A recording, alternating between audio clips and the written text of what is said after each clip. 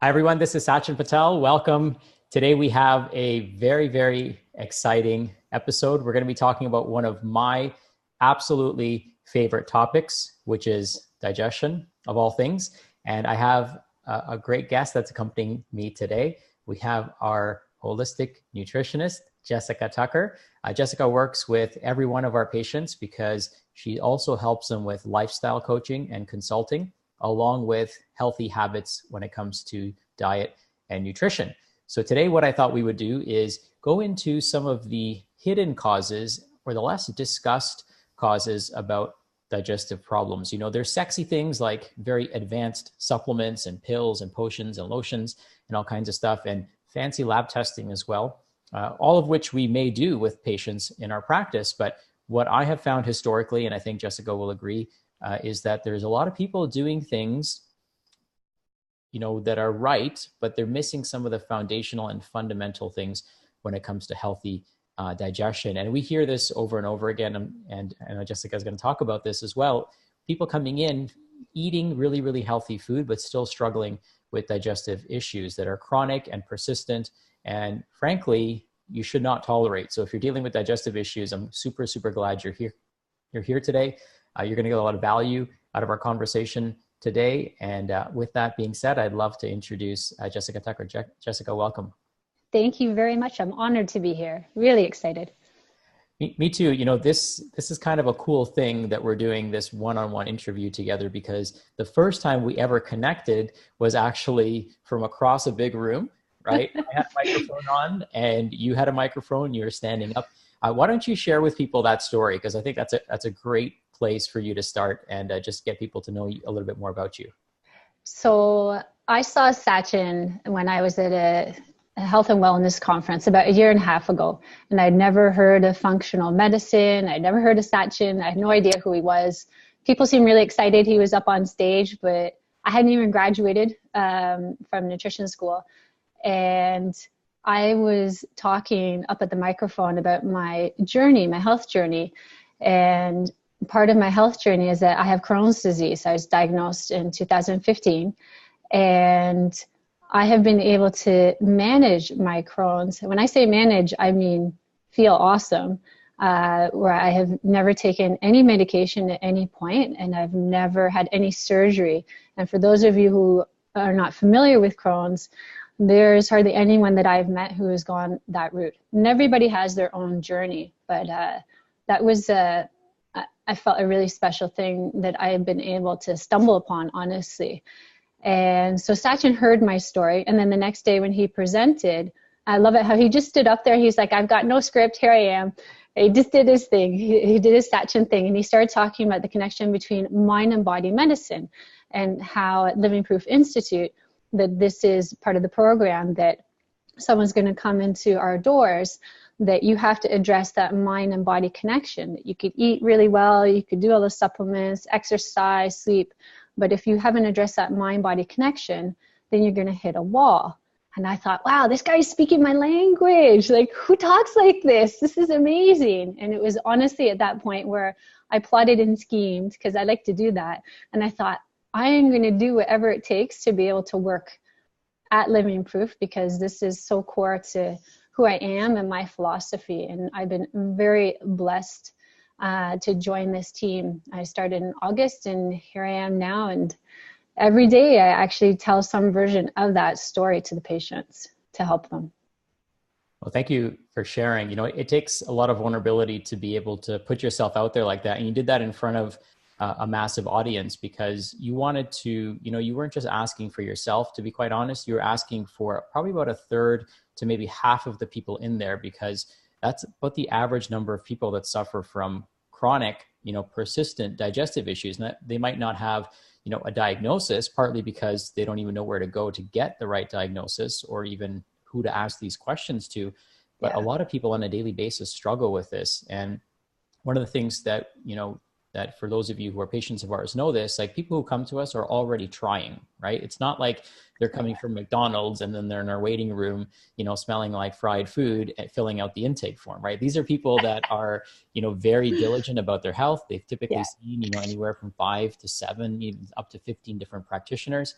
And then they come to you, which is our second appointment. So the first one is to qualify people to see if they're the right fit and to make sure that we can actually help them. And once we determine that, then the next step is obviously to get them started by making simple but profound changes when it comes to their digestive health. So today you wanted to cover about 6 things that people can do in order to help improve digestive function that, I think our agreement is that it doesn't involve any pills or any excessive pills. And our agreement is that it doesn't involve probably any cost either, right? There are certainly advanced steps that people can take, but I think what we're committing to today is giving people who are tuning in very, very simple, strategic, and effective principles when it comes to good digestion. Is that correct? Absolutely. And my patients love it when I say, you know what, if you just follow the stuff that I'm going to talk about, these 6 tips that keep coming up every single day when I'm talking to patients. I already mentioned about 3/4 of them just this morning alone in my coaching calls. You don't have to switch any food out. You don't have to spend money. You don't have to do anything extra. So a lot of these things you can actually do even by non-doing, which is one of my favorite meditation things. So that's why I love sharing these things, because you could do these really quick, simple switches and it can fundamentally change your health for the better. Okay, perfect. And since, pretty much everyone on our team is a patient who's, benefited from the process that we now help deliver into the community, what was it for you? What was that turning point or that aha moment? I know you mentioned it kind of clicked at the event that we went to or that I was speaking at and you were attending. But what was there like a certain moment or event that you can recall that really made it all really click in for you and say, hey, this is actually working. This is making a difference? Yeah, it was Dr. Nawaz Habib. Shout out to Dr. Nawaz. He was my practitioner, and I'm so blessed and honored to call him my colleague. Where I was doing all the supplements, I was following the diet, which I had always been pretty careful with my food, and I was still hitting a wall. My energy was really low. I just wasn't getting as far as I wanted to. And Nawaz really took me to task. And that's what I love about Living Proof, that we think outside the box and we challenge our patients in ways that nobody else has really challenged them. And that helps them get to health that they've never gotten to before. And Nawaz very compassionately said to me, tell me about your work environment. And that was a huge piece of my health puzzle that I needed to solve, because I wasn't doing holistic nutrition full time. I wasn't doing what I was really meant to do, which is really to help people and through my journey and to help them with theirs. And so that was that defining moment. And then you can see it's almost gone now. I've been showing people and now I don't have it. I took a photo of it, but my nail is actually a timeline of my digestion. I would get these big ridges where I wasn't digesting protein, and our nails are definitely a good map to our health. And particularly on my left thumb, I had these huge ridges, and the last one is finally growing out. And that last one, it's like rings on a tree. That shows that's when I quit my job where I was not living my dream. That's amazing. It's pretty cool. When it comes to that point where you've got to cut that nail, there should be like a celebratory moment, right? I know. You're like, yeah. Well, every time I cut it, I'm like, almost there, almost there. I'm like, yeah, God. I can't wait. So it's actually interesting, because one of the things that I used to do when I would see patients is I just grab their hand and I would look at their thumb. And based on how much, where that ridge was in their line, or that line was on their nail, I'd be like, what happened, 8 months ago? I know, eh? They're like, what? What is this magic? Yeah, so that's good. We should celebrate definitely as an office when that happens. Hoping maybe our staff meeting on Thursday, I'll clip it off. There you go. So, getting into this, what are some of the biggest or the most common things that you see in our patients in the way that they eat that impacts their health? What would you say the number one thing is? So we do a really comprehensive intake form, which now that I'm on the other side of it, not as a patient, it really helps me actually help people and get into really in-depth stuff and find little nitty-gritty details that might be overlooked, and they can be really crucial to health. And one of the things that we go through in the digestive section is, how fast an eater are you? And so many people who are patients, I'd say 98%. I've wanted to do a tally, but I'm so busy and excited doing my coaching. I haven't tallied it yet. But honestly, it's about 98%. I laugh now every time I look at the intake form, because fast eater right there, bang. So before you change anything else, supplements, diet, whatever, just to even simply pay attention to how fast you're eating. You may not even realize how fast you're eating. We ask people how many times do they chew, and they're like, what? Usually there's a question mark beside the number, like, I think 10.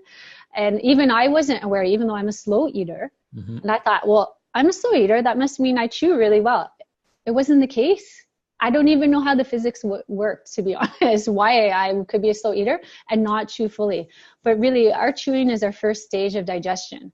And what we find is when we do these tests, where we do a stool sample, that's one of them that when I learned about it, blew my mind, where we send a stool sample down to the States and it analyzes the DNA. This is cutting edge stuff of who is inside of us. And pretty well everyone who's a patient, I haven't seen one yet in this analysis, who doesn't have somebody living in their intestines that shouldn't be there, whether it's bacteria, viruses, whoever. And so when we're eating fast and we're not chewing, we're actually sending these huge chunks of food down, and it's like a freaking buffet for the nasties who are living in you. So if you're driving along and you're stuffing your face, with the bagel with the ham and cheese that you picked up from Timmy's, you're drinking your coffee, and you're just shoving it down, it's just going to contribute to your bloating and your reflux and just feeling like garbage. So right there, just asking someone to chew more mindfully can really affect change. And I'm just looking at my notes because I had some really good points with this. So if you want to do a quick thing with it, if you just want to put down your fork, your utensil, even put down the food if you're eating a sandwich or whatever, put it down in between bites. That's a quick tip. You just want to start right off the bat, wherever you're at.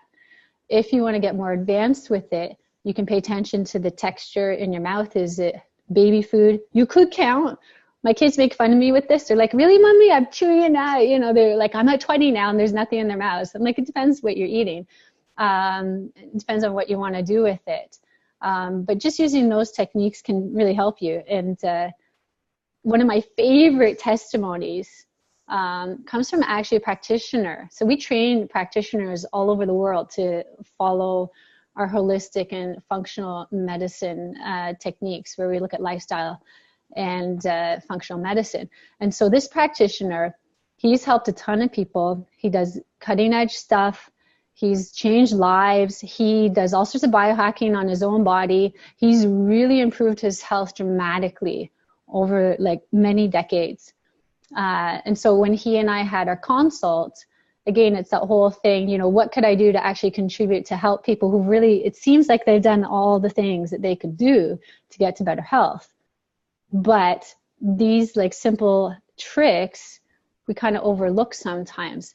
And so I mentioned to him, I see you're a fast eater. What do you think about chewing more mindfully? And he's like, yeah, that's a simple thing. He's already a very busy guy. Mm-hmm. He has no time to do more switches. And so he messaged me a week after of chewing more carefully.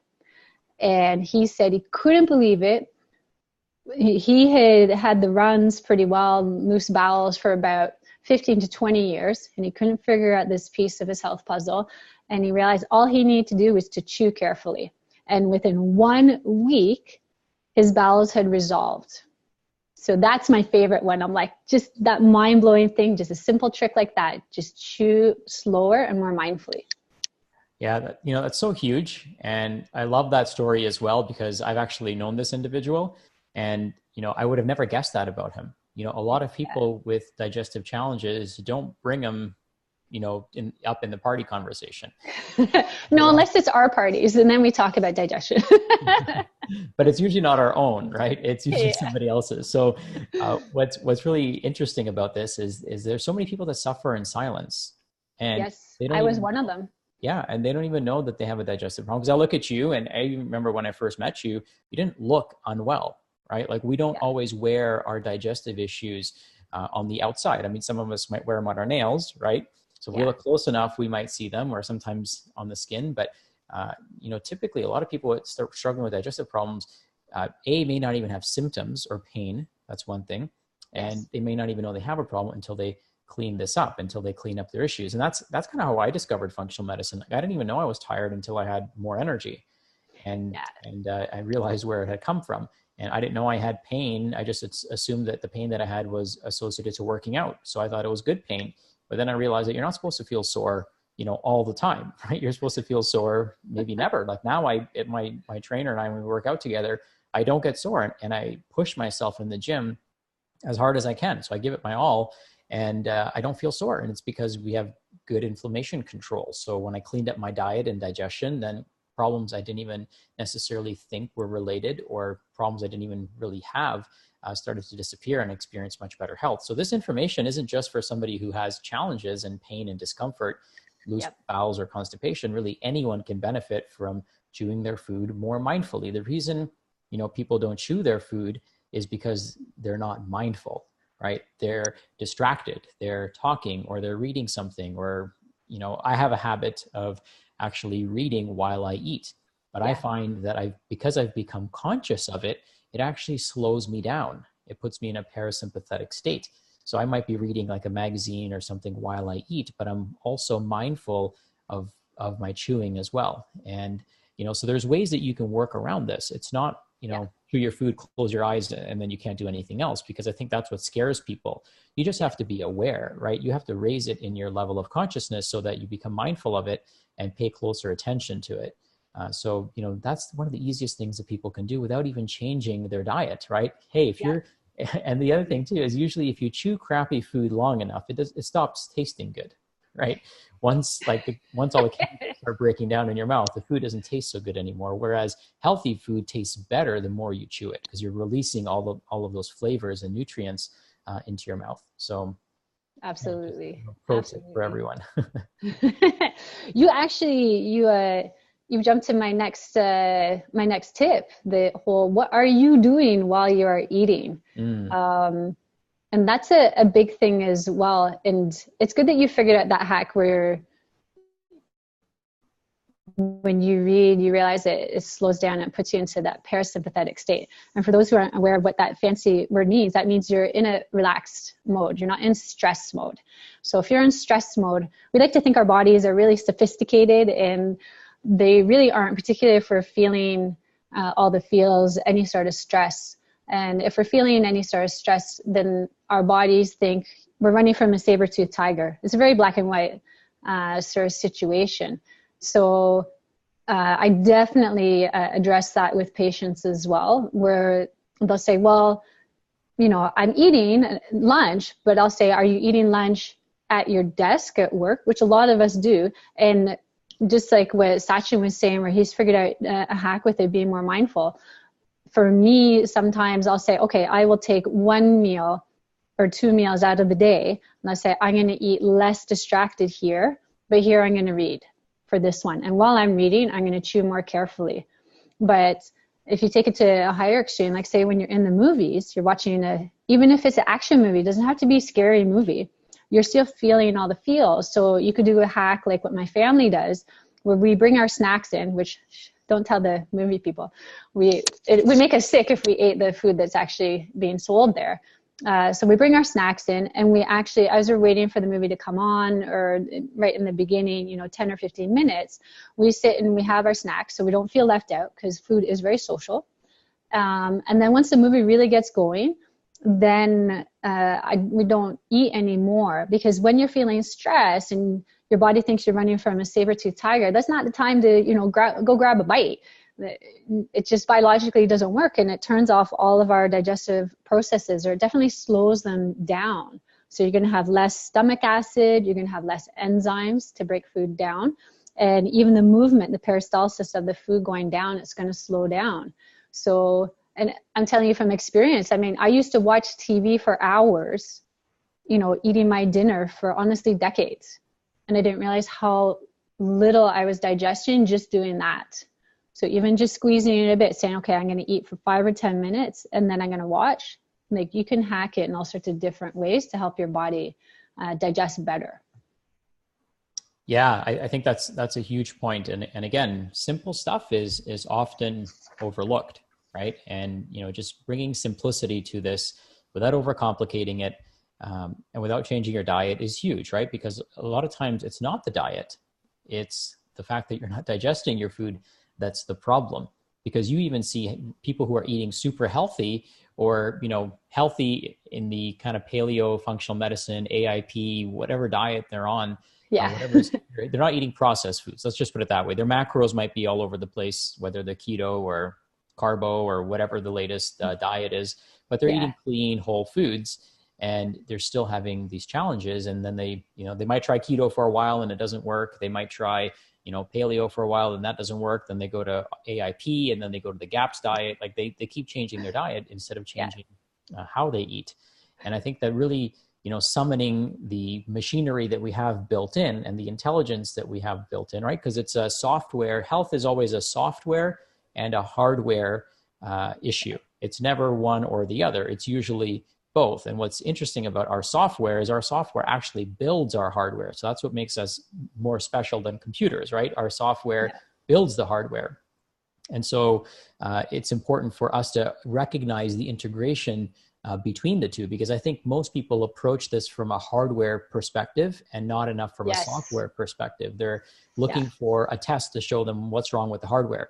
They're looking for a lesion, or they're looking for an ulcer, or they're looking for some sort of physical, you know, manifestation of their software issue, right? And the hardware and software don't interface that way. They do on computers and cars, but not in our bodies. So that's what separates us from, you know, some of these you know, mechanistic devices. And so if we take this reductionistic, mechanistic approach to a body that is not reductionistic and not mechanistic, then we're never really going to find answers for people. And these are functional problems, right? This is why somebody with severe digestive issues can go and get a colonoscopy and get a completely clean bill of health. Oh, yeah. The doctor tells them we see that all the time with the patients, eh? Yeah.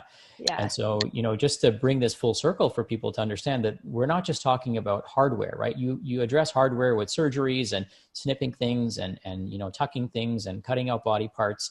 And you also manipulate the hardware through supplements, right? And sometimes people need supplements, you know, as a, not as an alternative, but as a supplement, right? Like there's no pill for chewing your food. You've got to do that, right? You know, it's all about the gastric sequencing that takes place as a result of that. So, you know, taking more enzymes and thinking that that's going to solve some of these challenges isn't always the case. And so, you know, I want to honor people who do that, because, you know, you're looking for help, you're looking for answers. But what I'm here to tell you is that's a very expensive approach to managing your health. And so what I like about everything you're saying, Jessica, and why I love that this is really our first real appointment with our clients, is because our primary objective is to try to minimize the amount of supplements that people need by teaching them how to unlock this inner potential by doing simple things like slowing down, chewing their food, you know, finding out what is it that I'm going to do while I'm eating that's going to keep me conscious and aware of what I'm doing. So these are all great tips, and I know you've got a few more. So why don't you keep going? I do. There are a couple of hacks that the patients and I have worked at that maybe some of you watching this out there can benefit from. So some people, if they're really rushing in the morning, like so many of us are, to realistically make breakfast and have time to eat it, even for 5 or 10 minutes in a mindful way, that's not realistic. So some of the patients will make breakfast the night before, and so it's ready to go. They just pull it out. They're able to eat mindfully and target that goal and actually digest their food better and not feed the nasties. Some of them will take their food away and they won't actually eat at their desks. And it does have to be a very you have to do it intentionally. You have to plan it out. And so if they're able to go to a cafeteria or a staff room or lunchroom, then they will make that effort and do that. And others, if they wanted to take it to the next level, they do intermittent fasting.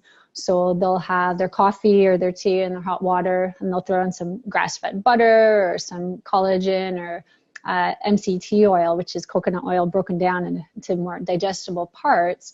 And then that way they don't have to worry about having a full breakfast and digesting it well. If they're running around, then they wait until lunch, and then they'll have a more mindful lunch that way. So there are different ways to solve it depending on what works for your lifestyle. And that's what I really like about what we do, where we match things to lifestyle, because if it doesn't work for your schedule or your lifestyle, then it's not going to help you heal. Like, you're going to bump up against the wall again. So yeah, that's the thing with food, is that we've taken something that's sacred and made it inconvenient, right? Yes. So, oh my gosh. Yeah.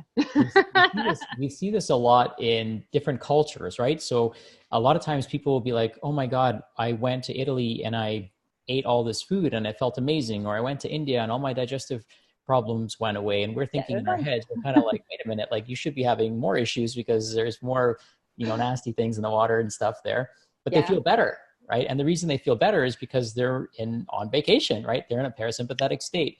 Yes, we can talk about the glyphosate and some of the other ingredients, but I think that, people watching this would probably all say that when they're traveling on a vacation type of, trip, they probably digest their food better because they're slowing down. They're not always in such a rush, and they're also seated. Can you talk about that a little bit? The significance of why it's important to sit while you're eating? Because I know a lot of moms watching this, and my wife's guilty of this sometimes as well. And it's not because she doesn't love herself. It's because she just doesn't raise awareness around this. So we're always getting on each other's case to make sure if we're drinking a smoothie or if we're eating a meal, that we're actually sitting, not standing, because moms do this quite often. So maybe you can speak to that a little bit, or how you overcome this, because you've got, a family as well.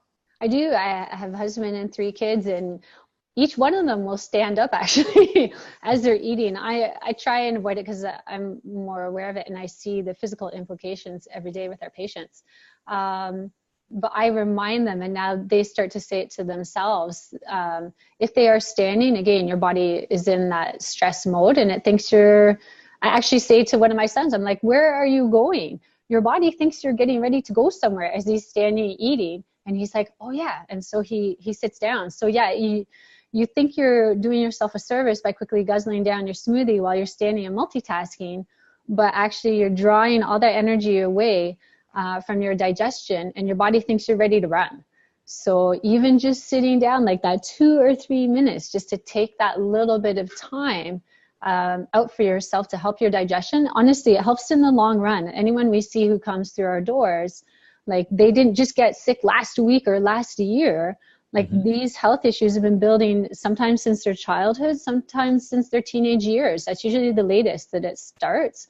So if you start building in these good habits right now that can really support your health, and they're easy. You take a seat for 5 minutes. We check Facebook for 5 minutes. So you can sit and eat for 5 minutes. You just have to, again, work around it with your habits. Yeah, I think that's super important to really mention that. This is simple stuff, guys. Don't let the the simplicity of this fool you, right? What makes our bodies so amazing is that they're simple to take care of. And what makes this message so amazing is that it's simple enough that a young child can understand it, right? Yes. Like, we don't have to understand all of the internal workings and mechanics of our body, right? And I think that that's what we do in a reductionistic model of healthcare. That's why our current medical system feels like it needs to know everything about the body in order to fix it. And that's why we haven't fixed it, because there's so much that we don't know about the body still, and we're still playing this guessing game.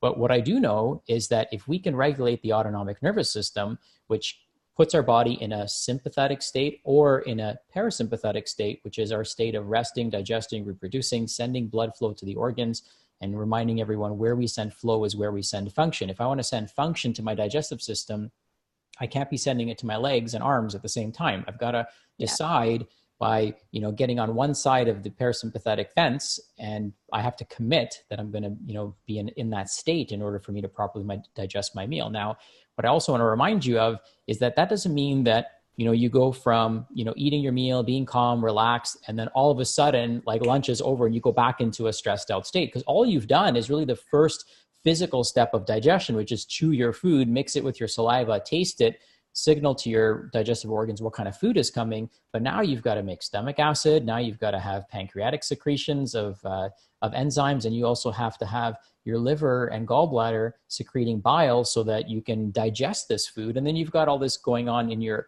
digestive system with your immune system interfacing with the food particles that are coming. I mean, there's a lot to this, right? 40% of our energy goes towards digesting our food every day. And this is why fasting can be so awesome at liberating energy.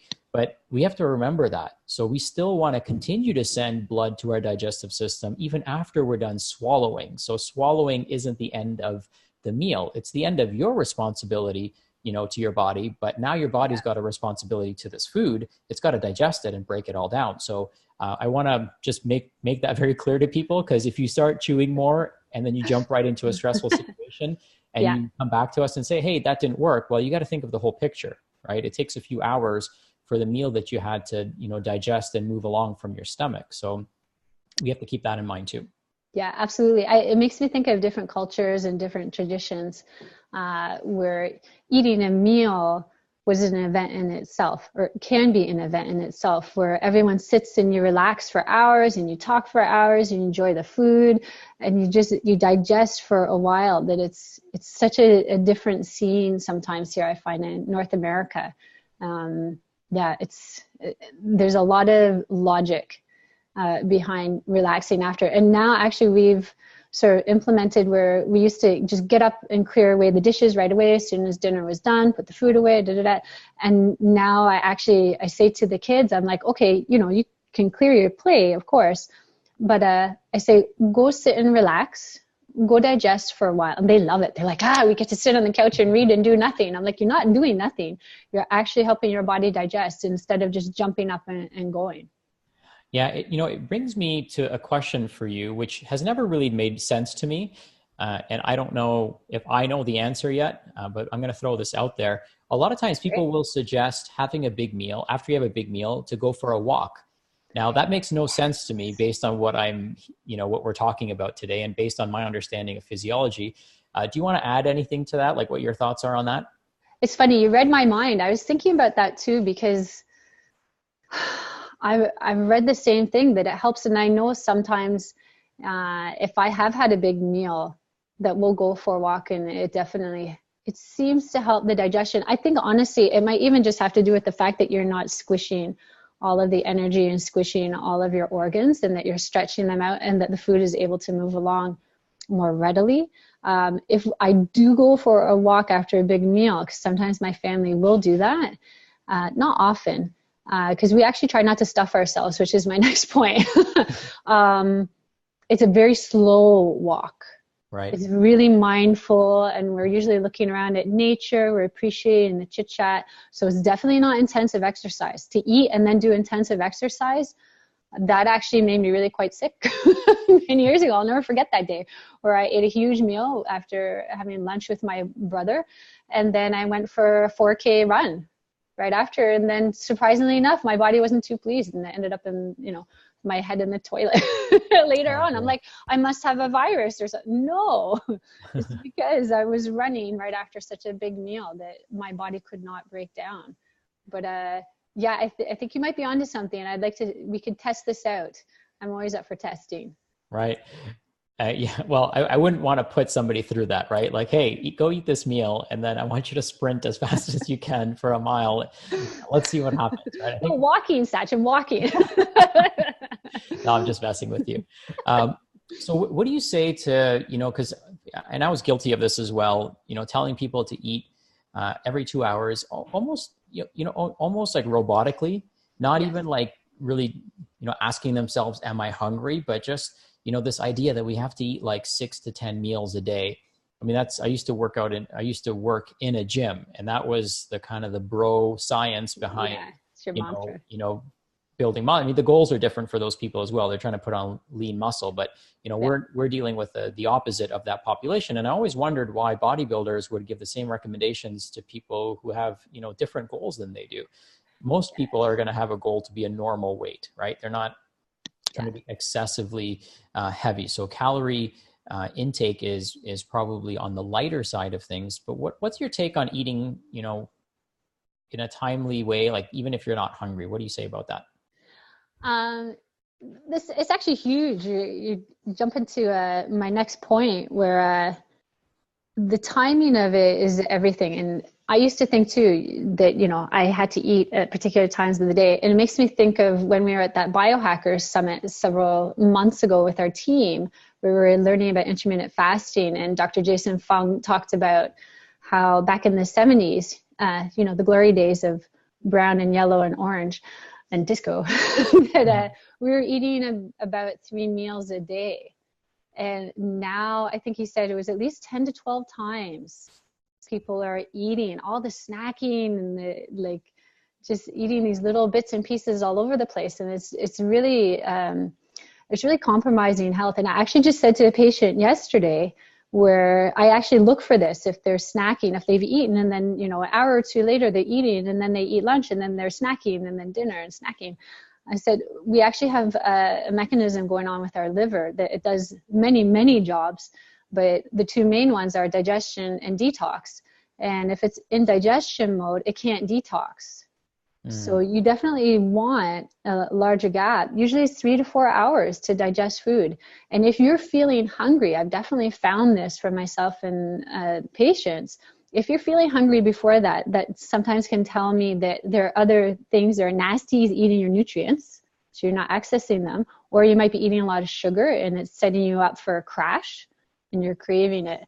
But definitely, yeah, that eating every 2 hours thing. One of the biggest things I ask patients, I'm like, when you're eating something, are you hungry? Do you want to eat? And they're like, nobody's ever asked me that before. Like, do you want to have breakfast? I'll never forget. There's this one patient. She's just amazing. I really love working with her. She's in her mid-60s, and she was telling me about her breakfast. And I said to her, do you like it? Do you want breakfast? And she was like, well, isn't breakfast the most important meal of the day? And that had been her mantra that she had grown up with for decades. And I said to her, okay, what do you think about not eating until you're hungry? And that's huge. Just even following that logic for your eating. If you do nothing else from whatever we're talking about today, eat when you are hungry, biologically hungry. So that feels very different than being emotionally hungry. And that's something that I work through with our patients. And that if you want to even to take that to the next level, to figure out what are those signs if you're biologically hungry. I mean, your stomach will be growling. You might sort of be getting a little shaky because your blood sugar is dropping. You might have trouble thinking. That's an actual biological hunger. If you're like, I kind of feel like having a snack right now, I think I'm going to have lunch, that is not a biological hunger. That is boredom, or you're feeling lonely. You might be stressed. You might want a treat. Maybe you're missing something in your life and you want to treat yourself. There are many reasons why we eat, and biological hunger is kind of near the bottom a lot of the time.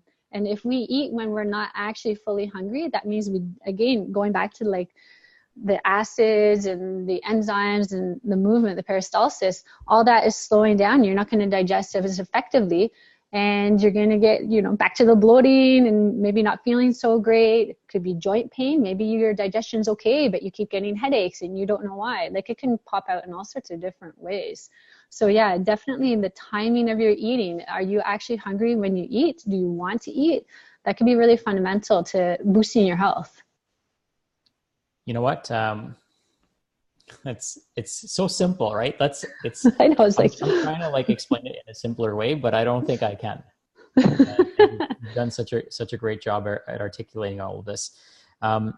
What are, there's another debate or question that comes up quite often, and that is the eating 100% raw food. Or maybe I could pose a question, which is, what percentage of your diet should be raw food versus cooked foods? I know that the answer is going to be probably depends, right, on the person.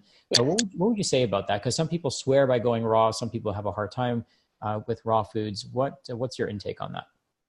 So When I was finishing up my nutrition studies, I did a big research paper on raw versus cooked, because it can be, again, a very emotional thing. Food is very emotional. People put a lot of effort into stuff with it, and sometimes it can be tricky to shift paradigms with thought with it. But the reason why I did that research is because I became really quite sick with IBS symptoms in 2002, where I landed in the hospital pretty well with my intestines falling apart, and no tests were done. Not like really in retrospect they would have shown anything anyways, but I was just sort of pumped full of fluids and sent home. And then one of my friends who practices Chinese medicine, he came along and he really helped me in a huge way. And one of the things he recommended was to eat cooked food only. And it was winter at that time. It was December. It was actually almost right around now. And I was like, cooked foods? I'm like, I love my salads. I love my fresh fruit. Are you kidding me?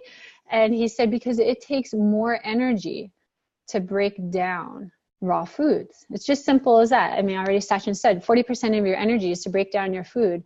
And so if you're already digestively compromised, say you're eating distracted, say you're kind of eating faster, say you're eating a lot of food and it's kind of overwhelming your system, say you have compromised digestion and you have the nasties living in there, all these things can make a difference. Or even you could have a bacteria that we see in a lot of our patients called H. pylori. It causes ulcers. But in order for it to survive, it actually lowers the amount of stomach acid. And so you may not know even that you have these things. It's just when you eat the raw food that you might end up really bloating. And you're like, but it's a salad. It should be healthy. What's going on? And that might be what's going on for you. So particularly if you live in the Northern Hemisphere, it's cold. It takes energy to heat up the food in your body. It takes energy to break it down. So if people are really getting stumped with their digestion, that is depending on what they want to do. I do suggest it to them. And honestly, I think I've said it already a whole bunch of times this week. It's only Tuesday. Where I've said, what do you think about eating cooked food only for right now, particularly going through the healing phase? And then once you start to heal and you strengthen your digestion, that you can maybe reintroduce foods. But one of the things that I really like to quote is, as we get older, we lose the capacity to produce stomach acid. So right now I'm 43, so at my age, I'm about 40% capacity compared to what my stomach acid production was at age 18. So, you know, that whole thing where people are like, I used to be able to eat all this stuff when I was a kid. I don't get it. Why I'm not able to digest it now. I get bloating. I feel like garbage. Well, that's part of it. And then by the time you're 80, you're at 20% production. So no wonder our elderly population, you know, is struggling with obtaining nutrients for many reasons. But that's definitely one of them. And if you want to boost that system for yourself, if you want, you could add like a splash of apple cider vinegar or lemon juice, or I tossed ginger. I was just munching on some before Sachin and I started, and that'll help stimulate your digestion to, at least if you don't want to go that enzyme route, because as Sachin said, that can get expensive, you better to try and deal with this in a natural way if possible. Perfect. So in closing here, because I know I could literally talk to you for hours. We spend entire weekends with each other talking about this stuff in terms of how to get great results for patients. And, you know, you're one of the people on our team that gets a lot of positive feedback. And I'm sure anyone watching this can understand why, because you've just got such a great passion and energy, and you understand what it's like to be on the other side of the desk, right? That's the other thing is that that's what I love about your story, is that it started, I'm just coming back full circle from the top of the hour.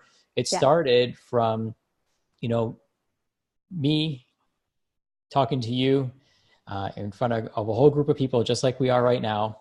You shared your story and you schemed and plotted to this point where you're working on our team now, helping people in this capacity, incorporating what you've learned as a holistic nutritionist, you know, taking a holism based approach instead of a reductionistic based approach.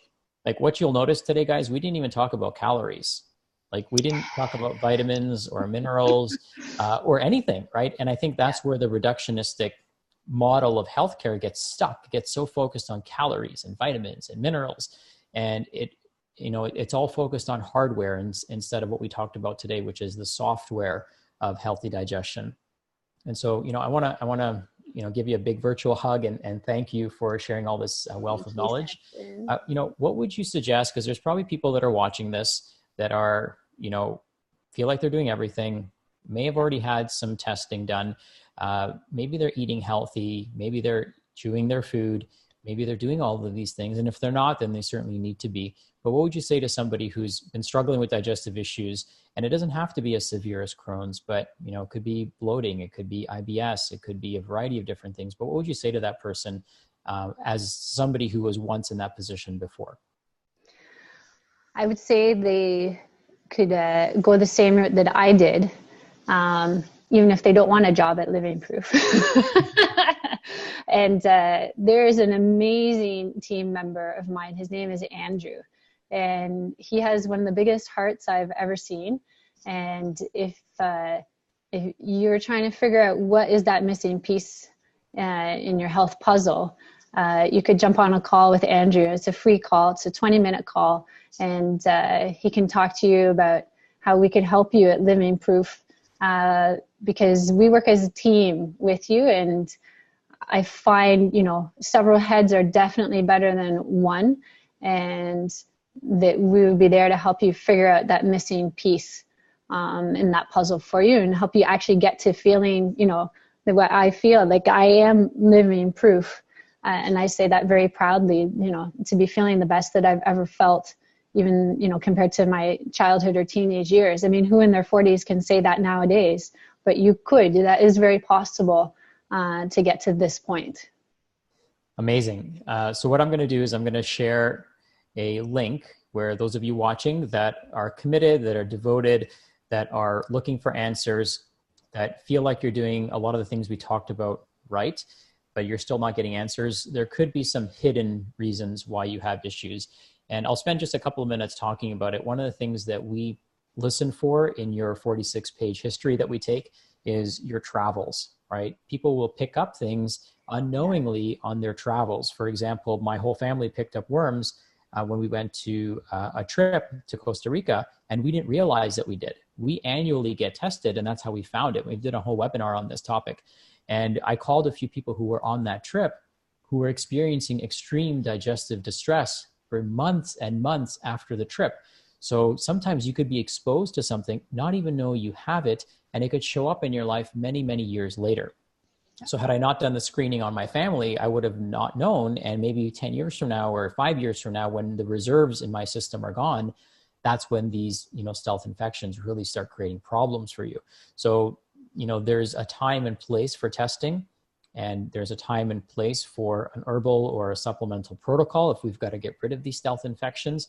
These stealth infections can lead to weight gain, to brain fog, to joint pain, to skin issues, to autoimmunity. So there are other things besides, chewing your food and being in a calm state and being more mindful. Those are things that you must be doing regardless of whether you have parasites or not. But some people, I would say almost every person that comes to our office has some sort of parasitic or stealth infection that they're unaware of. And I know that you see that firsthand because you've had your testing done like I have.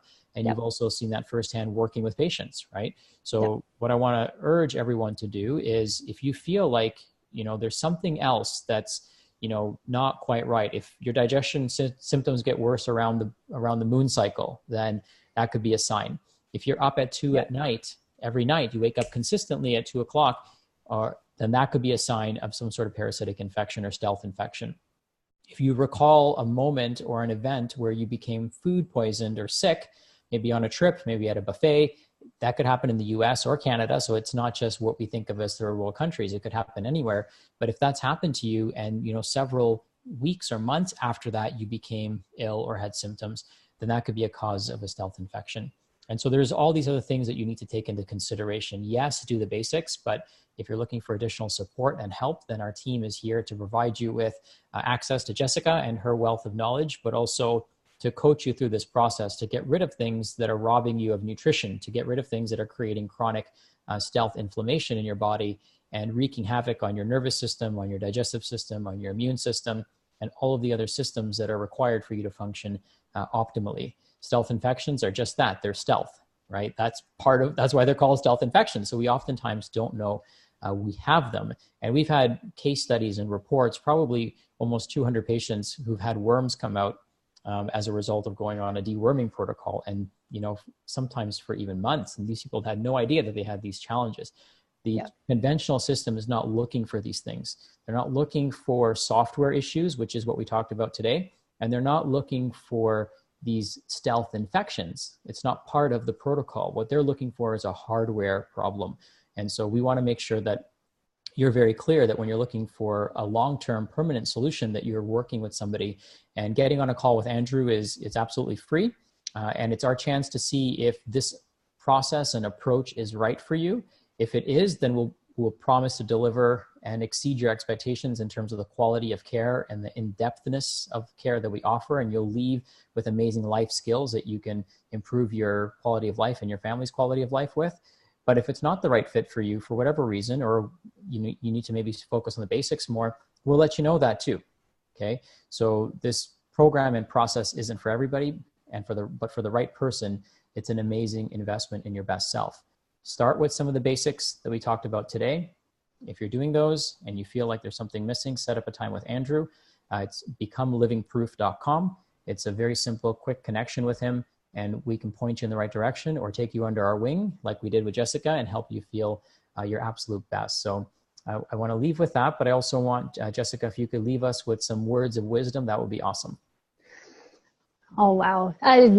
I'm thinking even just from my sessions earlier with my patients today, you have more strength and perseverance than you ever think possible. That I really feel that we have a lot of power with our minds to change our health and to change how our bodies work.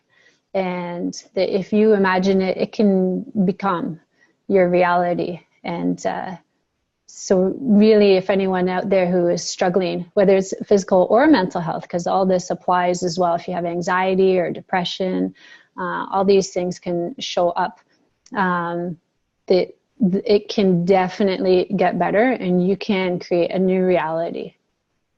Amazing. Well, thank you so much, Jessica. And for those of you that are tuned in, thank you for tuning in. We really appreciate you for taking an interest in your health. We believe that the doctor of the future is the patient, and it's our objective first to keep you out of our offices. But if you need us, it's also our objective to provide you with amazing care, get to the root cause, and help you feel your absolute best, because the world needs the best version of you to show up every single day. And we're committed to making that happen for as many people as we can. So with that being said, love to you all. Have an amazing rest of your day. Thank you once again, Jessica, for all this great knowledge and information. And thanks for having me, Sachin. You're welcome. And I know you're going to have an amazing day because you're doing exactly what you love. So absolutely. Make it awesome. Thank you. Awesome. Thank you. Everyone take care.